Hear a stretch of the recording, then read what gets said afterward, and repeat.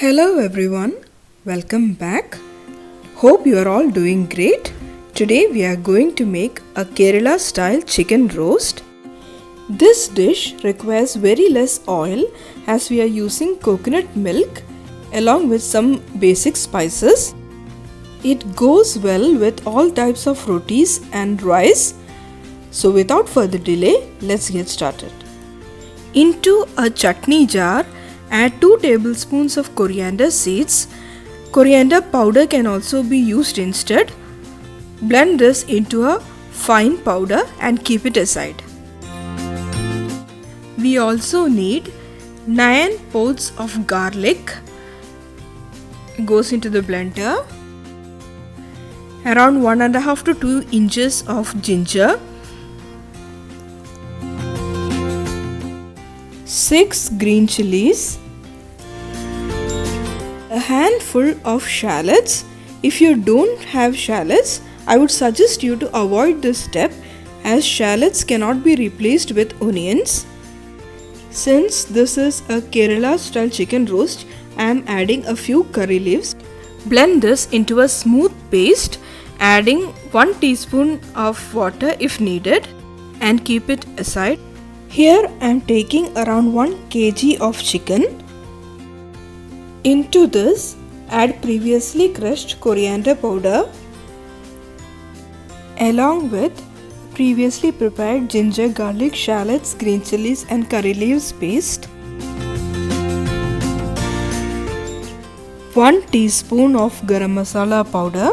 This is homemade garam masala containing only 4 ingredients: cinnamon, cloves, cardamom and fennel seeds. Salt 1.5 teaspoon or as per your taste. Half a teaspoon of red chili powder. I am slightly towards the spicier side. Since we have added 6 green chilies, you may avoid this step depending on your spice preference. Give it a good mix. It is not necessary to marinate the chicken since the entire water content is getting evaporated and the masalas and spices are absorbed into the chicken pieces. When the pan gets hot, add around 2 teaspoons of coconut oil. Now add the chicken pieces and cook it in high flame until the pink color turns to off-white color on both sides. After one side is done, here I am flipping it onto the other side so that it also turns color to off-white.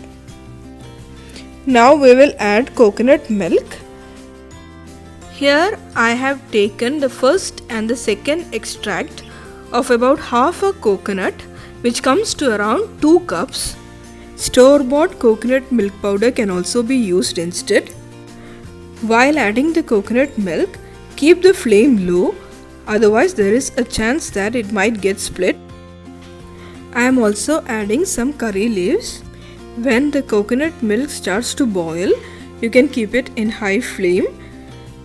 Let it cook uncovered and in high flame until the gravy starts sticking to the bottom. In my case, since I am using a stainless steel pan.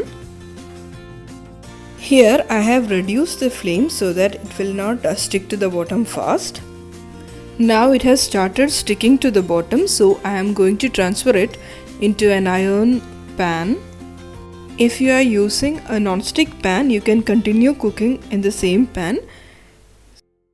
Now keep the flame low and continue cooking until all the water content is completely absorbed and it turns out slightly brownish. At this stage, I am adding some more curry leaves so as to give it a nice flavor. Give it a mix every now and then so that all the sides will get uniformly browned. The chicken is completely done. At this stage, I am switching off the flame. It is ready to be served with rice or rotis as per your liking. Hope you liked this video. Do try it out and let me know in the comment section below. See you soon with another video. Until then, take care. Bye bye.